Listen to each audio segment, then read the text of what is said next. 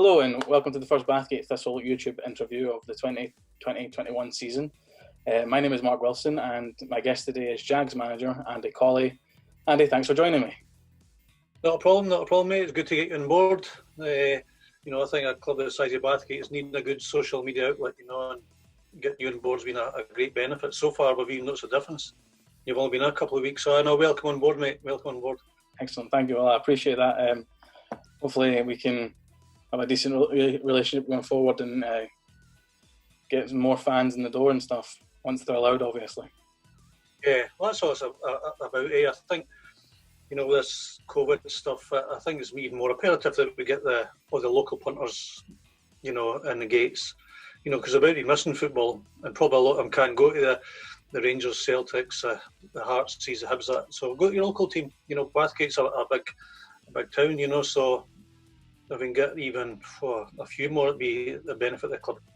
And same with all the other local clubs, Armadale, Whitburn, If we can get more punters in because we've been missing football, then it'd be great for the junior game. Absolutely. And it's still a decent level of football as well. You're spot on. People are saying that the juniors is dead. Looking at it probably is. You can't lose all the West teams.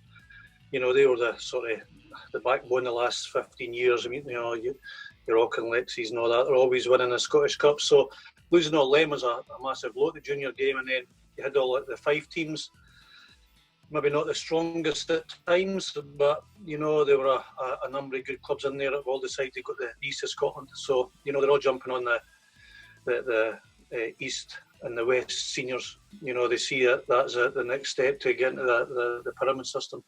But going back to juniors, there's 13 or 14 left down at the West Lothian, but you've still got the Dundee teams up in the east, so there's still quite a few up there. But going back to our league, there'll be a lot of local derbies, which will be good. Yeah. Your Armadales, Whitburns, Livingston, Fauldhouse. These are all big junior teams that have been going for years and years, so still big local derbies, which will be good for the community. Yeah, absolutely. And obviously you mentioned there the new league. I believe it's, obviously I'm fairly new to the junior system, but it's a new league structure completely with new teams sort of in it this year, am I right? Yes. A few years ago, Kelley started it. They went to the east of Scotland and done fantastic. They're now in the Lowland League, one of the big guns in Lowland League football, and they probably should have got up this year. Which I don't think was fair by any means. But the SFA decided, they weren't going to go up the same way with Brora. So they left, and then all the other junior teams left a season later. Your bigger teams, your Bonesses, your Lithgows, Trinents, they all left. So it kind of really diluted the junior scene.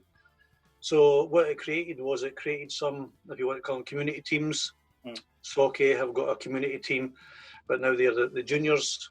The seniors are now obviously playing in the East seniors. Bowness had a sort of community team. They're now the juniors in the same Linlithgow. Sort of second team, if you want to call them that. And a new team called Syngenta. They've came on board, which is always good. One more would have been nice, or even a few more. So yeah, they're new teams in, and you had the teams that were in the lower leagues like Stonyburn and West Calder and that sort of stuff. So they've came up a division. So yeah, it'll be a good division. And they're keeping these junior names going, but we don't know how long the junior game's going to last. To be honest, there's a lot of rumours, that this will be the last season for the juniors, and the rest of the teams, including us, will go over next season. Because I think Livingston, they've already applied and they've been told next season. So if one goes, you're probably the rest will follow, because you can't have a division with 10 teams. Yeah. So we'll see what happens next year. But yeah, it'll be good, and it'll be good to play teams that we don't usually play. We've never played Syngenta before. We've never played the Bonesses and that. So it'll be good. It'll be a good season. Yeah, and I mean that comes back to sort of getting the punters in the door. But they're almost all local derbies, so you're not travelling very far. No, I think that was a bit of a bugbear at times for the junior teams. No matter what league you're in, whether you're in a Premier Division or the Super League. You know, if you had Lockheed or Dundee, it was a bus. You know, and it was costing £400 a Saturday just for a bus to go up north. So, you know, if you had 3 or 4 Dundee teams in your league, and it was costing a whack of money that some teams couldn't really afford. And I know we were one of them. You know, it's nothing worse than going away up there and spending all that money on a bus. You know, so being local is going to be fantastic for all the local community. And if we can get the good spirit of the local derbies, you know, out of his head, then hopefully they can turn out in big numbers. Yeah, absolutely. So, jumping back a bit in time to February, you came back to Bathgate after being away for 3 years. Yeah. What have you been up to at that point, and what brought you back? I left. Me and Davey left 3 or 4 years ago. I had 2 or 3 offers from junior teams. I'm not going to name them; it's unfair to them. But I went through to their training, but the travelling killed me. That city bypass on a Tuesday night, it took me an hour and 15 minutes to get to training from Grangemouth. You know, so I did say to come out, I'll see how the travelling goes, but it wasn't going to work. You know, so no, it was no good. 1 or 2 other offers in the junior game that me and Davey, my assistant Davey Strathy, we go everywhere together. Fantastic coach. But nothing really suited us, you know, and then we got a shout to go to Livingston. So we went to Livingston, we were doing the 17s, and we were helping out with the development squad, the 20s, if and when required. And then we left here after a season, and I got a job with Glasgow City, doing the reserves, but that was even worse. I didn't realise that, you know, their training camp was right in the middle of Glasgow. You know, so that was a killer. So I didn't really last long there. And then we heard that Bathgate sacked the manager, so we spoke to the committee about coming up for an interview again, and yeah, we got the interview and got over the job back again. So it was good to be back, you know, and it's only 10, 12 minutes for the door, which is great. Yeah, absolutely. And I'm sure that it feels like you've never left. No, and some cases it seems like that, but in other cases it's miles from where we were when we left last time, you know. But no, a fantastic committee at Bathgate, small but fantastic. You know, they work hard, but you know, we're always looking for more committee members. You know, hence you came on board yourself, and there's 2 or 3 other new guys came on board. So they've been doing a campaign to get people on board in the committee, just to help, because they're an agent committee, you know, and I get fresh blood in is very difficult. You know, so we've been doing a drive, and there is 2 or 3 new faces coming in, which can only benefit us as a club. Yeah, absolutely. So not long after you returned, the country went into lockdown, and we've touched on it briefly, but how do you feel the Scottish Football Association dealt with that? We started on we got the job on the Friday night, and we played Harthill on the Saturday. Hadn't even met any of the players. You know, the first time we met them was in the dressing room on a Saturday. I think ours was the only game on. It was 100-mile-an-hour winds at Harthill. It was absolutely horrendous.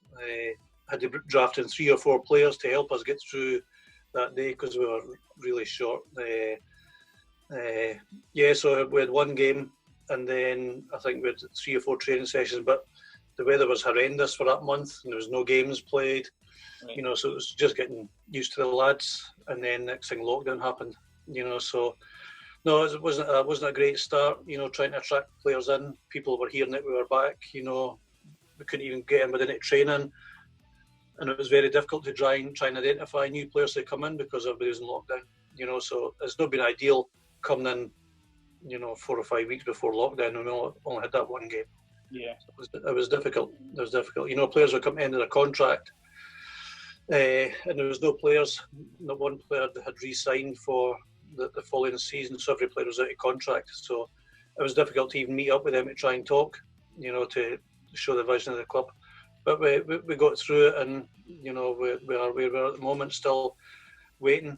We've been training now for 6 or 7 weeks. The first opportunity we got, we managed to get in, and you know, by phone calls and emails and chatting to lads, you know, we're starting to get a good squad together. But it's not been helped with the decisions that the SFA have made, you know. So it's been difficult.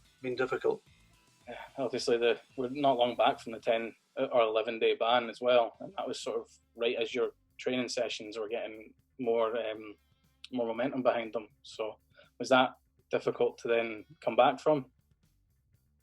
The lads were flying. We'd been back probably 5 weeks. We hadn't hammered them whatsoever because they'd been sitting around, in lockdown for 3-4 months doing absolutely nothing. So he came back and was just a ball, passing drills, and they slowly got up to speed, but they've been fantastic. And then we came in that Thursday night, we're already at the club, and then the emails and phone calls started coming, cease immediately. Boys couldn't believe it, but prior to that, a couple of senior teams had been caught. Not been caught, but Wollongong had been caught at Celtic, and the 7 Aberdeen players had caught COVID and games had been cancelled.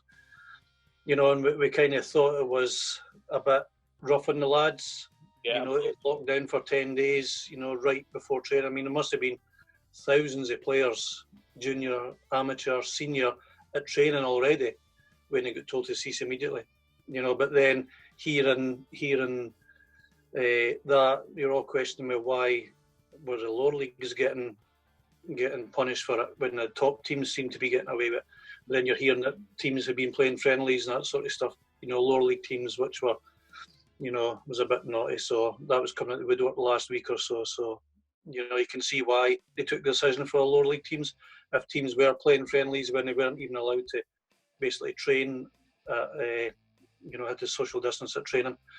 So no, it was hard. Had to keep that 2 metre gap at training, but they're playing friendlies. So, it was difficult, but it had to be done, I suppose. Yeah, it seems like the system's very, very slow in coming out of it. But as you mentioned a couple of moments there, the players were pretty much gone from the team at the end of last season. All the contracts were empty. So, how is it now with a completely new team? Yeah. For one way or another, there's 3 players left. Kieran Sweeney, good striker. He was full-time with Falkirk last season. Strong lad, huge potential. Fraser Cormack, our vice-captain, good player, good in the ball, drives players forward. Good talker. And Big Jacob Wellner, our goalkeeper. 6'5", 6'6", Big Jacob, cracking lad. So these are the 3 boys that we kept. So it was difficult even to not get them on board. They were up for it straight away when we spoke about extending their contracts for this season. So yeah, we had me and Davey, we are constantly on the phone speaking to lads that we knew, and the squad we've assembled is very good. For not being able to go and speak to them face to face, it was all basically done by phone and Zoom and emails. So yeah, we're very happy where we were, and we had very few knockbacks. I think we had 1 or 2 that decided to stay where they were, but the percentage of them 2 is just fantastic. The number of lads we spoke to and bring them on board. So we're in a good place at the moment. But then over the last 2 or 3 weeks, boys have long-term working. So we've lost 2 or 3. There's 1 or 2 that have left just for personal problems or circumstances. And so yeah, so we're in a good place, but we've left a wee bit short the last couple of weeks. But with some lads in at training last night, good to see them in. So yeah, the 3 of them are looking very good. So we'll give them a couple of weeks and then we'll speak to them. Give them a couple of pre-season games and see how they get on. But yeah, the squad's looking good. All experienced lads, which will benefit Bathgate. Absolutely, and it's good that you're still being able to get in touch with folk and try and get them in, because, as you say, there was a couple of boys at training last night, and if they're interested, then it's great to have them as an option. You just mentioned friendlies and stuff. Do we have anything in the pipeline for that? Or are we just waiting for the green light? What's going on there? Yeah, well, the SFA put out a date a few weeks ago that all friendlies could start from the 1st of September. So straight away we were, like every other team, I suppose, you were on the phone speaking to clubs and they were phoning you. So we had our dates arranged and we're looking very good. We had a couple of senior teams coming through to Bathgate, and then all of a sudden SFA changed the date from the 1st of September to the 12th for like no reason whatsoever. So the two big senior teams that we had coming fell between the 1st and the 12th of September. So that like, oh my God, it was hard enough to get a senior team to come and play you, but then to fall in the dates, so we're just, and they just got scrubbed right off the board straight away. But a team through in Glasgow, another senior team that we were going through to play the 12th of September. That was going to be our first game, but they just phoned yesterday to cancel. So yeah, it's not been ideal.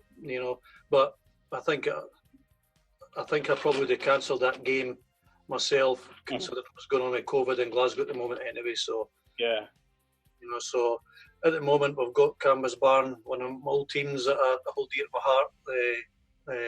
We've got them on the 19th. We've got East Stirling coming to Bathgate on the 26th, and then the 29th at Bathgate on a Tuesday night. We've got Lithgow Rose. So two hard games within a 4-day period, but we're still looking for one or two more teams to fill our date, So yeah, the friendlies are looking good so far. That's good, and it's good to get a team like East Stirling in, and at least put yourselves against a team like that.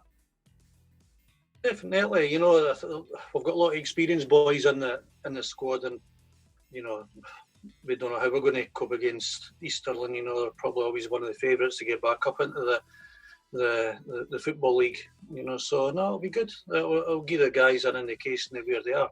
All right, it'll only be the second time we've played together, but it's 11v11, and it shows where we are. It shows the benchmark we need to get to. So it might be a step too far after just having one game against Cambusbarn, considering it's a brand new team. So no, our boys are looking forward to it. We could have went the other way. We could have had 3 easy games. But it's not going to benefit us. Yeah, no, that wouldn't really tell you anything about the team. It wouldn't show you the mentality either. If it was no, and then we've got Lithgow Rose on the Tuesday 29th, which would be another very difficult game. Lithgow have always been a top team in these seniors, and the juniors, and now they're in the seniors. So that'll be another hard game a few days later. But I'll test the lads, and we'll see where we are. Yeah, sounds like exciting games going forward. With that in mind, do we have any idea when actual league football will be starting? Has that been revealed at all? I was speaking to Stuart Devine, one of our player coaches. He was here on the 17th of October. So we're looking probably a third week in October for the games to start. So if that's the case, then we'll definitely be looking for one or two more friendlies in October. So yeah, that's the date we're hearing at the moment, is the 17th of October. Whether it changes or not, but I suppose we need to see what happens in Glasgow. With this lockdown and all that kind of stuff, that might have an impact on the league starting. So yeah, 17th October, this date we've got. And based on, obviously you're still hoping to get some players in the door, but based on the guys you've got just now, how are you rating your chances in the league? It's very hard, I've been asked this question quite a few times. We've only got 3 lads, from last season, and it's difficult. I suppose if you're in Armadale's or Livingston's, you're only bringing in maybe 4 or 5 players maximum, but we're bringing in 15. So it's a jigsaw puzzle that we're trying to build by experience, and we've known what the boys can do.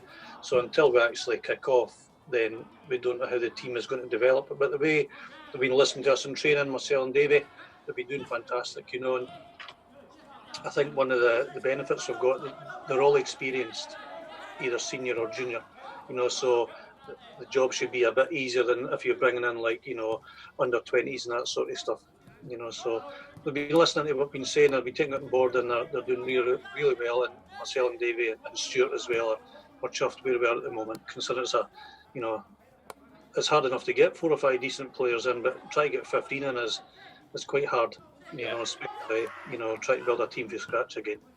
No, but we're happy where we are at the moment, so we'll just see how it goes. Obviously, we want to try and compete at the top. If it happens, it happens. If it doesn't, then, it's just a start, first rung, a ladder race. So we'll see where we are. Yeah. probably best to keep expectations lower because, as you say, you've just had to get an entirely new squad. But any teams you think might be very good this year? Any teams you might think aren't too good? Yeah, I think Armadale will be up there. They've got a vastly experienced team. They've got lots of money behind them. So I've got some big names in the junior football, especially in the East. So they'll be up there. If they're not up there, I'll be very surprised. But I think going by what everybody's talking and everybody's saying, it'll be Armadale that'll should be favourites for the league. Livingston, we know what kind of players Verde and the Giaconellis are if they're all still playing. So Livingston will be another difficult game, And Whitburn, we don't know what Whitburn or Fauldhouse are like because, they're sort of newest teams as well, because I think they went through a lot of players. So we'll see where we are. So, but to me, if you're asking for a favourites, it'll be Armadale. I remember hearing some of the lads saying a couple of weeks ago how Fauldhouse and Whitburn were signing sort of well-known players throughout the league, but potentially their temperament's one of the best. So, Livingston, I think they were blowing hot and cold just before we went into lockdown, depending on what kind of team they had. So yeah, and I know Fauldhouse had their problems at end of the season there. So I think they've got a brand new team. Also, they've lost a weenie players, but they've signed some big lads in the junior game. So yeah, they'll be up there also. But I think any team on their day can beat anybody. But if you're asking me a favourite, I think it's got to be Armadale, I'd imagine. Yeah, that's fair enough. I'm still learning the ways of the junior leagues, so it's interesting to hear sort of who the favourites are and where the sort of power is, the power dynamic of money and stuff is in the junior leagues. Aye, I mean we don't know. There's new teams came in like Bo'ness, or they were in the lower leagues last season. Bo'ness have been spending a lot of money, so I don't know what to expect for Bo'ness. East Calder have been spending a lot of money, and St Genta, the new team, they've been spending a lot of money as well. So there's a lot of money flying about in certain teams. So it'll be interesting to see what kind of squads they've developed and see how they get on. So no, it'll be good. It'll be a good league. Good for the spectators being local. Yeah, it sounds like it'll be exciting, especially if all the teams are pretty well matched, which is what you want at the end of the day. Obviously, your team to do well, but if junior football's to survive, then all the teams need to do well. They do, You've always had whipping boys in a junior game, but the way everybody's talking about now, everybody is capable of beating each other on their day, and that's what you want. And you're right for saying, if you've got a very competitive league, then it's only going to benefit the brand of junior football, and that'll get the fans through the door. And then we'll see what happens next season, with one or two teams leaving and see where we'll end up. But no, it's quite exciting. Quite exciting. It's all local, which is very good. Yeah, absolutely. Well, I think that is kind of all the questions I've come up with this evening. Is there anything you want to sort of say to any fans watching at this point? I think just bide your time, just wait, because we're like the fans. We're waiting to see what happens, and as soon as you get that green light, if everything's safe to get the fans in the doors, then that's what we'll be looking for. Every club, Stonyburns, West Calders, Armadales, Bathgates, Whitburns, we'll need the fans back in because everybody's been going through a terrible time. Not just football, but businesses and all that sort of stuff. So the more people we can get back in through the gates, at safe distance, and then it's grand. We need the fans. Football without fans is nothing, as you can see in the telly. It's just not the same. Absolutely. We need the fans back, and all the teams need the fans back, and try and back your local town or village. So yeah, back your teams. You'd think it would be easier as well to socially distance in a stadium that is the way it is in juniors, because there is no registered seating, so you can stand and be quite far apart. Yeah, aye. I mean, probably the biggest derby out there is maybe Bathgate v Armadale. But at the Volley or at the Creamery, there's still acres of space for 400 or 500 fans easy, because both of them hold thousands of fans. So social distancing should not be a problem. And if they come up and say junior teams can't let fans in, then the SFA need to come and have a look at these kind of pitches and parks to say that they're social distancing will be fine in these grounds. So I just hope you use common sense and don't say 50% of the capacity, all that sort of stuff like they're going to do in the seniors, I believe. So no, they need to have a bit of common sense. Yeah, absolutely. I think if common sense reigns, then junior football can be quite exciting this season. Yeah, why not? And we all miss it. The lads are chatting with a bit to get back playing. We want our fans in. We want, just enjoying football again. And it's just went on too long, but you can understand why. But as long as SFA use their common sense as this season comes to a start, then hopefully we should get our fans back in at social distancing. Absolutely, looking forward to the season. Oh, well, aye, definitely, mate. Well, thank you for joining me this evening. And any Jags fans out there, keep your eyes on YouTube and social media, and we'll let you know when things are happening. But yep, that's it from just now. Thanks for joining us. Yep, thanks very much. All the best, guys.